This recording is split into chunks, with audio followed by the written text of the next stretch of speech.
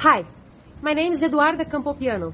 I'm Brazilian. I live in the state of São Paulo, and Brazil was stolen.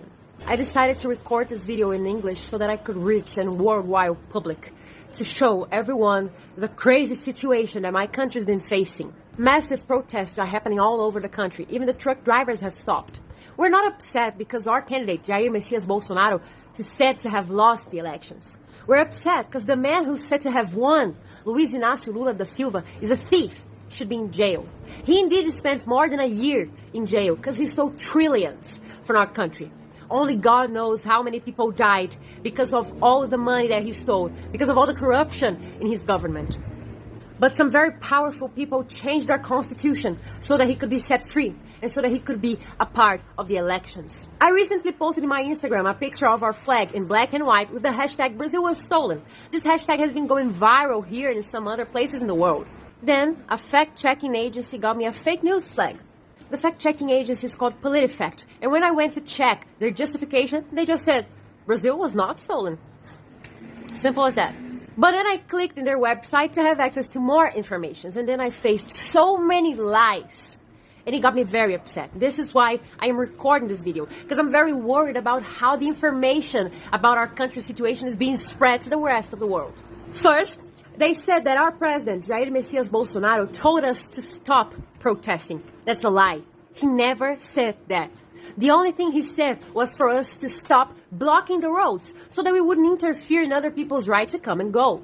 But he literally said that peaceful manifestations and peaceful protests are much more than welcome. He told us to keep protesting peacefully. And that's what we're doing.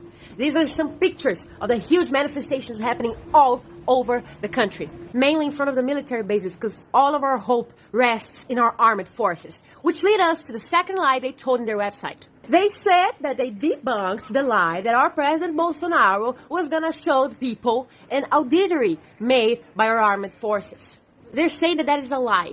But our defense ministry said officially, they released an official note saying that there is an auditory document made by our armed forces, and it will be released tomorrow after the midterm elections in the United States. Tomorrow, on day 9 of November, it is the World Freedom Day. And it is the day that we're going to find out the truth about what happened in our elections.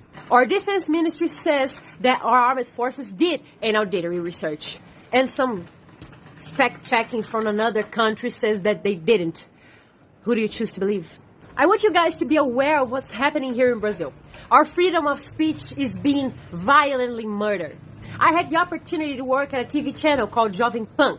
And when I was working at this TV channel, we received a list with some words that couldn't be said. These words couldn't be associated to Luiz Inácio Lula da Silva. Words like thief, for example. But who made this list, you might ask me? Well, our electoral court did that list. And if we ever said any of those words, the channel would have to pay a fee, a tax, of 25,000 Brazilian reais. We have politicians being arrested for the crime of opinion.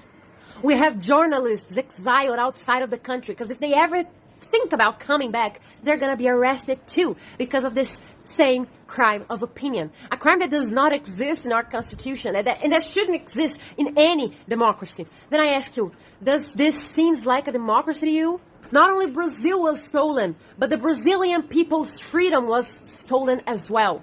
And this is why I'm here, trying to reach you guys in all over the world. Elon Musk knows what's happening here.